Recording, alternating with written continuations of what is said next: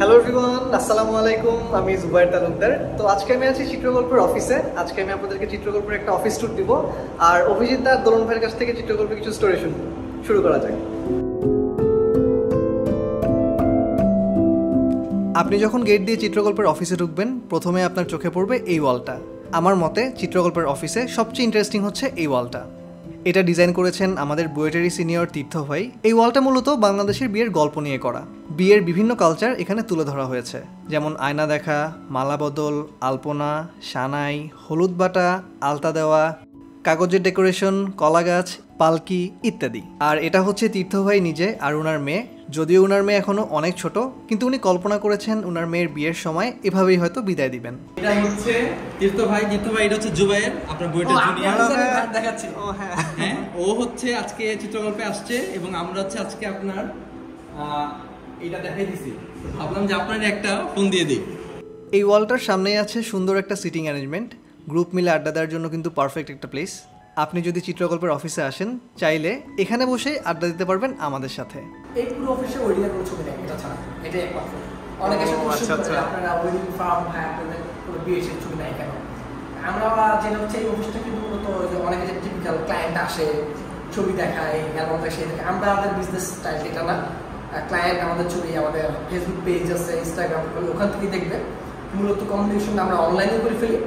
এখানে আসবে আমরা চাই ক্লায়েন্ট আড্ডা দিই, আমরা কীভাবে কাজ করে দেখবে, আমরা কীরকম এটা দেখবে, আমরা কথা মানে আড্ডা দিয়ে জিনিসটা হচ্ছে কমিউনিকেশনটা এত ইজিটাকে ট্রাই করি যাতে ক্লায়েন্টরা মনে করে তার কোনো বন্ধু বা তার ভাই আসে তার পেট চলতে হতে। তা আমরা এটা খুব মিটিং করে ট্রাই করি, যেটা ইভেন্টে গেলে তারা যাতে আমাদেরকে নিয়ে ওটা ফিল না করে বাইরে থেকে কিছু লোক আসতে আমাদের যেতে বাড়িতে। এই জন্য যেটা হচ্ছে আমরা পরিবারের সাথে খুব মিশে যাই। মিশে যাওয়ার মানে যেটা হচ্ছে আমরা অনেক র ইমোশন পাই, যেটা হয়তো একজন আউটসাইড জুম করে গেলে পাবে না। অফিসের একদম ডান কর্নারই হচ্ছে মিটিং স্পেস। চিত্রগল্পের ক্লায়েন্টদের সাথে এখানে বসেই কথাবার্তা বলা হয়। খুবই সিম্পল বাট কোজি একটা সেটআপ রাখা হয়েছে। আপনি যদি ক্লায়েন্ট হিসেবে চিত্রগল্পে আসেন, সবার প্রথমে এখানে বসে হয়তো কথাবার্তা হবে আপনার সাথে।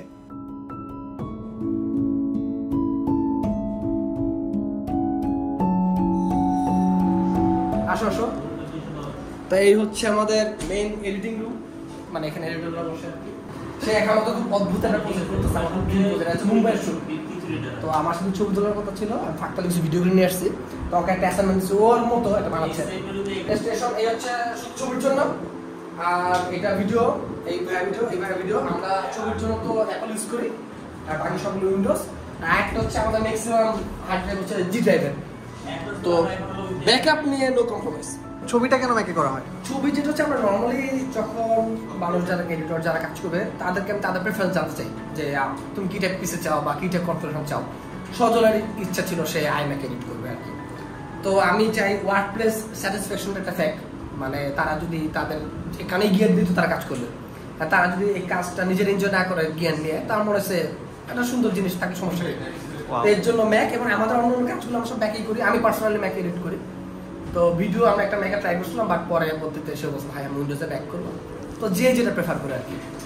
দাদা এই জিনিসটা কি? আচ্ছা, এটাকে বলে লুপে ডক।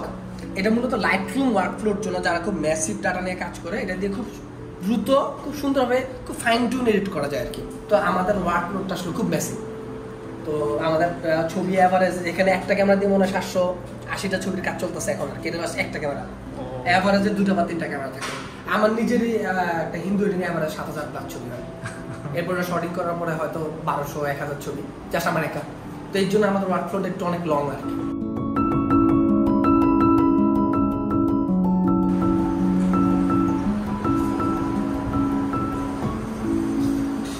তো এটা হচ্ছে আমাদের অপারেশন রুম, কমিউনিকেশন, তারপরে হচ্ছে গিয়ে শুটিং ইন্টারভিউ সবকিছু মোটামুটি রুমতে দেখেন। কোনো এডিটের এরকম কাজ হয় না। আর কেউ যদি পার্সোনালি চায় এসে আমাদের দোলন এনতে মেইনলি সবচেয়ে অ্যাক্টিভ করতেছে আর কি। একটা ক্ষেত্রে দোলন বা আমাদের একজন ম্যানেজার আসলে মূলত কমিউনিকেশনটা ক্ষেত্রে দেখা হয়। অনেক সময় ছবি শর্টিং, প্রিভিউ রেডি করা। আর কেউ যদি কোনো ফর্মাল পার্সোনালি চায় কাজ করতে, যে এখন যখন আফসার কাজ করতেছে, তো এটা আশা করতে পারে আর কি। চিত্রগল্প শুরুটা কিভাবে হয়েছিল? কিন্তু টাকার আশায়, আমাদের হচ্ছে টাকা দরকার ছিল। শুরুটা এরকম যে আমি গ্রাজুয়েশন শেষ করে হচ্ছে ঢাকা আসছি, তারপরে হচ্ছে জবে ঢুকছি, ওয়েডিং করতেছি, দাদা তখন সুইডেনে, সে সুইডেন থেকে ব্যাক করছে, তখন আমাদের মনে হচ্ছে যে আমরা এই যে পার্সোনালি যে ওয়েডিং করতাম, ছবিগুলো প্রোফাইলে রাখতাম, আমরা এরকম না রেখে ট্রাভেলের ছবি শুধু প্রোফাইলে রাখবো, আর এই ছবিগুলো ডাম্প করবো একটা পেজে। তো ইচ্ছা ছিল যে আমাদের একটা শোকেস টাইপ হবে, একটা পেজ যেখানে যে যার স্টাইলের ছবি তোলে, কারণ আমরা আমাদের নিজেদের টিম স্টাইল, দুটোর একটা স্টাইল আছে, আমার একটা স্টাইল আছে, আমাদের যারা এখন মেম্বার আছে তাদের প্রত্যেক নিজস্ব স্টাইল আছে আর কি। তো আমি চাচ্ছিলাম সবাই স্টাইলের একটা মিক্স আপ থাকবে, যে পেজ স্টাইল। কোনো ক্লায়েন্ট যদি একটা পার্সেন্ট নক দেয় ওয়েবসাইটের জায়গায়, তখন আসলে ফেসবুকে জনপ্রিয় হচ্ছিল, তো মনে হচ্ছে তাদের আমরা আসলে পেজে ডাইরেক্ট করবো, যে আমাদের স্যাম্পল ছবি এখানে আছে, আপনার ভালো লাগলে ইউ ক্যান হ্যাভ ইট, তখন আমরা পার্সোনালি প্রমোশন রাখবো। চিত্রকল্পের উপর একটা স্ট্যান্ডার্ড পেজ বা এরকম একটা ফার্ম হবে, এটা সামনে দরকার বাকি ছিল না, জাস্ট পেজের নাম দরকার ছিল। হ্যাঁ, এই জন্য আমরা অনেক মারামারি করছি, অনেক 3-4 মাস আমরা ফোনে কথা বলতে বলতে তারপরে যে একটা পেজ হবে। তারপর প্রথম মারামারি হচ্ছে ইংলিশ নাম হবে, আমি প্রথম না বাংলা নাম চাই, এইটা আমাদের মনে 3 দিন লাগছে ফিক্স করতে, যে নামটা বাংলা হবে। কালেকশন অফ স্কিলস, এখানে প্রত্যেকেই আমরা যেমন অনেকেই আমরা প্রেফার করছি যে ওয়েডিং এর বাইরের থেকে ট্যালেন্ট নিয়ে আসুক। কেউ হয়তো ট্রাভেল ভিডিও বানায়, okay, bring your expertise in wedding. তার মধ্যে স্ট্রিট, দীপু ছিল স্ট্রিট, ওরাও ট্রাভেল করতো আফসার, তো ওদেরকে বলে তোমরা তোমাদের স্কিল সেটগুলো নিয়ে আসা, ওয়েডিং ইমপ্লিমেন্ট করো। এই মিক্স আপটা আমরা আসলে মেনটেন করি। যেমন আমি পার্সোনালি ট্রাভেল থেকে ইন্সপায়ার, আমার যে ফ্রেমিং কনসেপ্ট ট্রাভেল থেকে, দোলন আর্কিটেক্ট অর লাইন শেপের কাজ, ওইটা ওয়েডিং এ আছে, মানে আর্কিটেকচারাল পয়েন্ট অফ ভিউ যেগুলো অ্যাস্থেটিকটা। আমাদের কেউ কয়েকজন ছিল ডকুমেন্টারি ফটোগ্রাফার টাইপ, তারা ওই স্ট্রিট টাইপের কাজগুলো ওয়েডিং এ আছে, ডকুমেন্টেশনগুলো। শান্ত হয়ে আছে, উনি ফ্যাশনের খুব ভালো কাজ করতো, সে এখন ওয়েডিং ওইটা। তো আমরা চাইছিলাম যে প্রত্যেকে তার ইউনিক স্কিল সেটটা নিয়ে আমাদের এখানে আসবে এবং সব মিলে হচ্ছে আমরা একটা ওভারঅল একটা কাজ করতে পারবো। ভালো লাগছে, মানুষ আমাদেরকে অ্যাকসেপ্ট করছে, আমাদের স্টাইলটা, আমাদের পাগলামিগুলা। আর আমাদের হচ্ছে ট্রাভেলের কারণে, আমাদের হচ্ছে ট্রাভেলটা ফটোগ্রাফার, আমরা প্রচুর ঘুরতে পারি। আমরা অনেক জায়গায় ঘুরে ছবি তুলে আনছি, এটা আমার কাছে অনেক বড় পাওয়া। আর একটা দিন ওয়েডিংটা তো একটা কালচার, মানে বিয়ের যে অনেক কিছু ছিল, যেটা এলাকা ভিত্তিক অনেক কিছু নিয়ম আছে, এগুলো তো সামনে থাকবে না। আমরা নিজেরাই দেখছি ঢাকা শহরে অনেক হিন্দু বিয়ের আচার নাই, তো আমরা মনে হচ্ছে আমরা ডকুমেন্টেশন করতেছি, এটা হয়তো নেক্সট জেনারেশন আমাদের কাজগুলো দেখলো বাংলাদেশে বিয়ে কোন হইতো। এখন যেরকম আমরা পালকিওয়ালা বিয়ের ছবি দেখলো, পালকিতে যেত বিয়ে, এখন তো পালকি নাই। তারপর হচ্ছে একটা বাড়ি থেকে আমরা গেট পেলাম, বিয়ের গেট, নর্মালি বাঁশ টাস দিয়ে বানানো গেট, 2 দিন পর্যন্ত গেটও থাকবে না। তারপর যে ঢোল, বিয়েতে ঢোল বাজায়, ব্যান্ড পার্টি, এখন ডিজে চলে আসতেছে। তার মনে হচ্ছে আমরা শুধু ছবির সাথে সাথে আমরা একটা কালচারকেও প্রিজার্ভ করতেছি আমাদের কাছ থেকে। এটা আমাদের একটা বড় মানুষের, আমরা আমাদের জায়গা থেকে মানুষের থিঙ্কিং প্রসেসটা একটু চেঞ্জ করার চেষ্টা করছি, যে বাংলাদেশ আমাদের কালচারটা যে সুন্দর, এইটা যেন আমরা ভুলে না যাই। বিয়ে মানে অনেক বেসিক কিছু না, একজন মানুষকে সিম্পল আর্ট করে শাড়ি পরেও সে বউ হয়ে ছবি তুলতে পারে, তো এটা আমরা মনে হয় স্ট্যাবলিশ করতে পারছি যে ন্যাচারালি সব মানুষের সুন্দর। তো চিত্রকল্পের সাথে কাজ করার সবচেয়ে বড় মজাটা হচ্ছে কি, অনেক জায়গায় ঘোরা যায়। যেমন আমি যখন চিত্রকল্পে প্রথম জয়েন করি, আমার প্রথম প্রজেক্টটা ছিল কিন্তু হচ্ছে বরিশালে। আর বরিশালে যে আমি এত সুন্দর সুন্দর প্লেসেস দেখলাম, যে পুরো শাপলা বিল, যেখানে হচ্ছে পুরো বিলটাই হচ্ছে শাপলাতে একদম ভরা, তারপর ভাসমান কাঠ বাজার, যেখানে হচ্ছে কাঠ ভাসিয়ে ভাসিয়ে বিক্রি করে। তো এই জিনিসগুলো কিন্তু আমার জন্য প্রথম দেখা ছিল সেবার, এবং সেটা ছিল আমার প্রথম ট্রিপ। তো সেখান থেকেই শুরু, এরপর তো সীতাকুণ্ডু, টাঙ্গুয়ার হাওর, সিরাজগঞ্জ, বিভিন্ন জায়গায় কিন্তু আমার ঘোরা হয়েছে।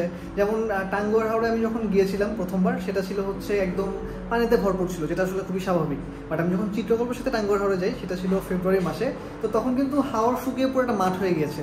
সো পুরো জায়গাটা বিশাল সবুজ মাঠ। সো এই ব্যাপারগুলো কিন্তু আমার জন্য খুবই নতুন ছিল, এবং দেখে কিন্তু আমি খুবই চমকে গেছিলাম। কারণ টাঙ্গুয়ার হাওড় যখনই আমি দেখতাম, আমার কাছে আমার ইমাজিনেশনে থাকতো হচ্ছে শুধু পানি আর পানি, বাট সেটাতে বিশাল একটা মাঠ হয়ে যায়, সেখানে গরু চড়ে, এই ব্যাপারগুলো কিন্তু আমি কখনোই জানতাম না। সো চিত্রকল্পের সাথে কিন্তু কাজ করার কারণে এই ব্যাপারগুলো আমার দেখা হয়েছে।